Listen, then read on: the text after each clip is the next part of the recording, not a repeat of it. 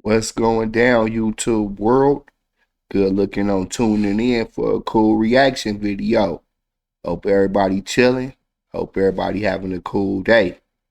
So the video that we're gonna get into today and wrap a few ticks about is the United States close to a civil war.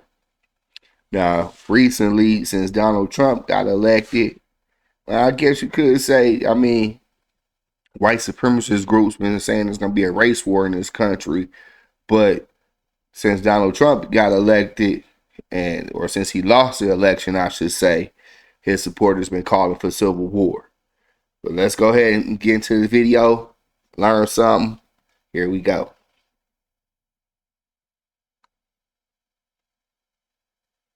It's too frightening, and it doesn't seem real. That threat is civil war. Since 1946, over 250 civil wars have broken out, and that number continues to increase. There are now almost 50% more civil wars than there were in 2001. Wait, hold up. What's her name? Did they Wars say have her broken name? out, and that number continues to increase. I'm going to talk about a threat that most people don't want to think Barbara about. Walter. It's That ain't too Barbara frightening, Walter. and it doesn't seem real. It's another Barbara That Walter threat is Jr.? civil war. Since 1946, over 250 civil wars have broken out, and that number continues to increase. There are Damn. now almost 50% more civil wars than there were in 2001. I've been studying civil wars for over 30 years. I've interviewed members of Hamas in the West Bank, ex-Sinn Féin members in Northern Ireland, former members of the FARC in Colombia.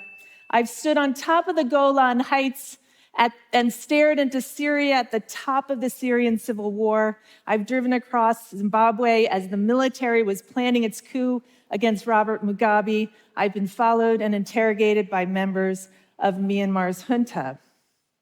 In 2017, I Damn, was she done asked put to her life serve on a in task force run by the CIA jeopardy. called the Political Instability Task Force. One of the goals of that task force was to come up with a model to help the US government predict what countries around the world were likely to experience ethnic conflict and civil war. It turns out that predicting civil war is possible. Solid data exists on where and when these conflicts are likely to break out. It's just that most people don't know that. The task force was comprised of two types of people, experts on civil war like myself and data analysts. The experts came up with 38 different factors that they thought could potentially lead a country towards civil war. And some of those factors seemed obvious, like whether a country was poor, had lots of income inequality, or had a government that heavily discriminated against one particular group. It turns out that only two factors were highly predictive, and they weren't the ones the experts expected. The first was whether a country was an anocracy. Anocracy is just a fancy term for partial democracy. It's a government that's neither fully democratic nor fully autocratic. It's something in between. So think Is about that our Hungary government? today. Hungary holds elections. Hungarians eagerly go out and vote. It's I just don't that whoever wins think those our country elections is like can that. basically do whatever they want. The second factor was whether citizens in these anocracies had formed political parties around identity rather than ideology. So rather than joining a party because you were liberal or conservative, capitalist or communist, you joined a party because you were Black or white, Christian or Muslim, Serb or Croat. If a country had these two features, That second one sound more like ours, except I would say, how would I say it? I guess in this country, I say black people, for instance, we tend to vote for the group that we see as being less racist, or we feel like will possibly do more for us. That's why we tend to vote Democrat, because from what I've been paying attention to as far as politics are concerned, it doesn't seem like Republicans' message caters to black people or other minority groups. Now, the Democrats and what they try to do is they try to sound good, you know what I'm saying, to get the black vote. But when they do get the black vote, it's like they do things to work to the detriment of the black community, or they don't keep the promises that they made to black people to get their vote. And so, lately, it seems like it's been based on identity when you talk about Barack Obama becoming the first black president, and then you talk about Donald Trump and how he got elected. But then you think about Bill Clinton and how he got elected, coming out playing the saxophone, trying to be cool and appeal to black people again. We basically on giving him a vote because of that identity and what we thought we saw in him. But then we got the crime bill. So, hey. The task force considered it at high risk of political violence and put it on a watch list. It was actually called the watch list, and it was sent to the White House. So here I was sitting in a hotel conference room in suburban Virginia 4 times a year with a room full of really smart people, and we talked about countries in Africa, the Middle East, Central Asia, but we never, ever talked about the United States. That's because the CIA is legally not allowed to monitor the United States or its citizens, and that's exactly the way it should be. But I was a private citizen, and I had this information, and I could see that both of these factors were emerging in my own country, and they were emerging at a surprisingly fast rate. The U.S.'s democracy has been downgraded 3 times since 2016. 2016, it was downgraded because international election monitors had considered the 2016 election free, but not entirely fair. America's own intelligence agencies had found that the Russians had, in fact, meddled in that election. It was downgraded again in 2019 if when the anybody White House pay refused to attention, comply with should have requests by known that and Congress saw that. for information. And it was downgraded a final time at the end of 2020 when President Trump refused to accept his loss in the 2020 election and actively attempted to overturn the results. See what I mean? Like I was saying earlier in the beginning, when Donald Trump got elected and then he lost, and he was saying all this extra shit while he was president, and after he lost the election, he didn't want to concede. That's when these people started calling more and more for civil war and shit. Between December of 2020 and early 2021, the United States was officially classified as an anocracy. If the task force had been allowed to monitor and study the United States, it likely would have considered it at high risk of political instability and political violence in December of 2020, just a few weeks before the January 6th insurrection, and it likely would have put the United States on the watch list. For what might happen. Because we also you got one side that's be militia trained, most of us that hoard weapons and ammunition, and then you got the liberals that's about peace and kindness. I'm telling you, it's going to be the people who tend to start civil wars, especially ethnically based civil wars, are the groups that had once been politically dominant but are in decline. If you think back Great to replacement the former theory. Yugoslavia, slobbering. Serbs had enjoyed most of the positions in government and the military throughout the Cold War for decades. Great replacement theory but they were the ones who stood to lose the most as Yugoslavia democratized. The Serbs started that war. Iraq's Sunnis similarly enjoyed most of the key positions in the military and in government under Saddam Hussein.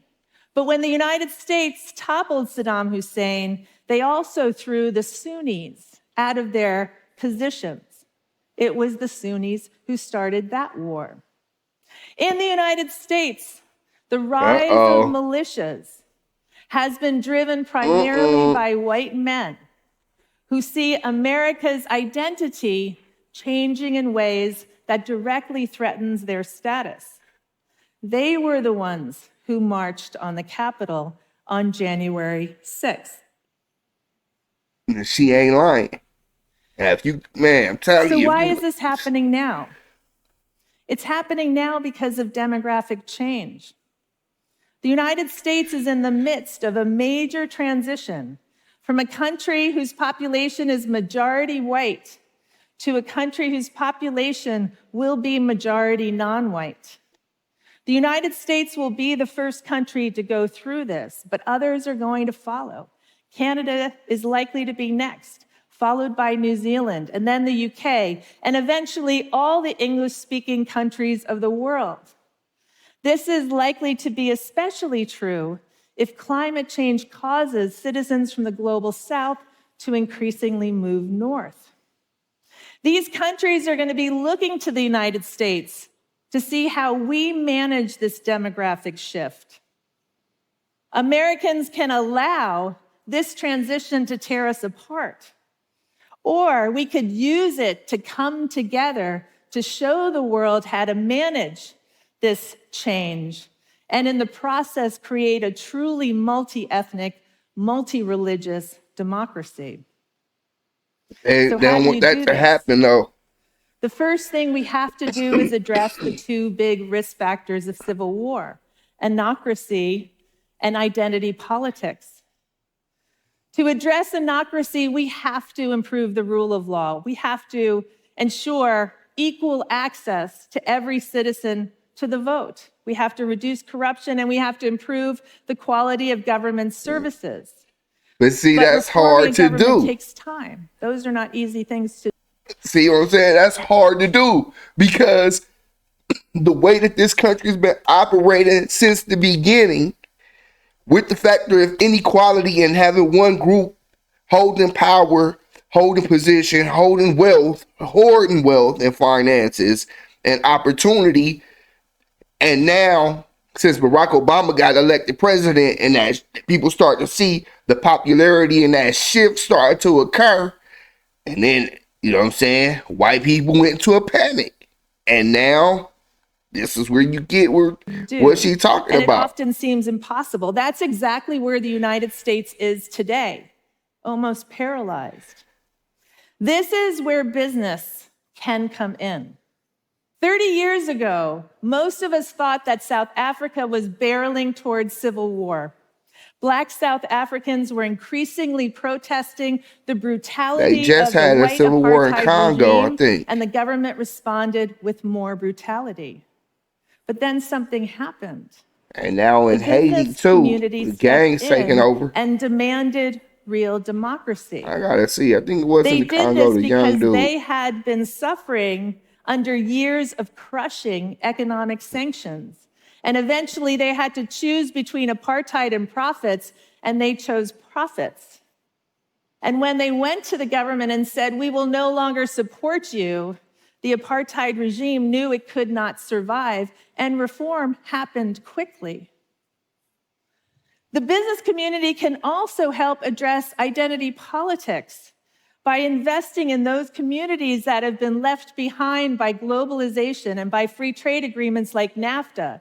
In the United States, it was the working class that disproportionately suffered. And they still Those are the suffering. communities that are the most angry and the most resentful today. Businesses can invest in better healthcare, better education, and a higher minimum wage so that they create I don't know why we a group haven't. of people who are That's what I'm hopeful saying. about the future They don't want it to and be less vulnerable to the socialism. calls by extremists to burn the system down.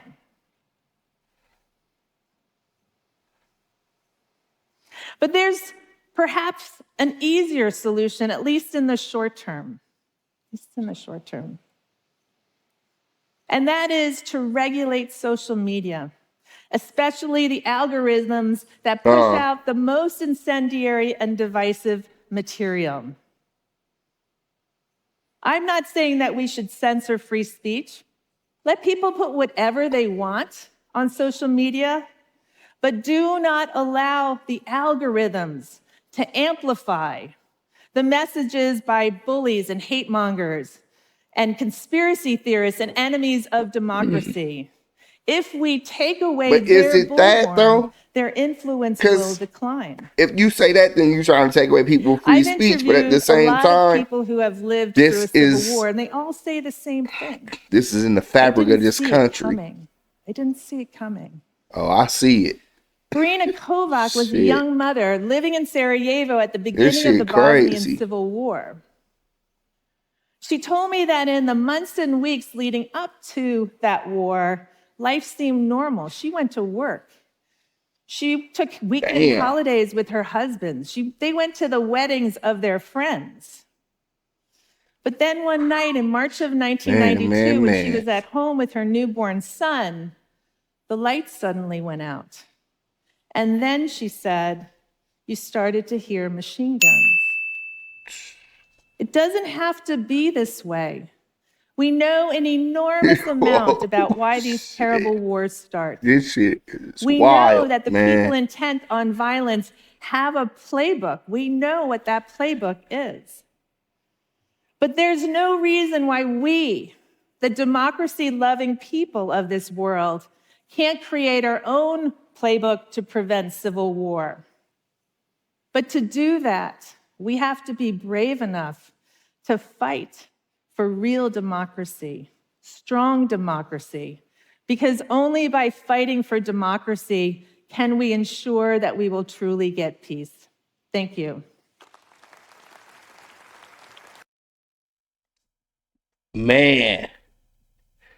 Now, what's crazy about what she just said is the fact that,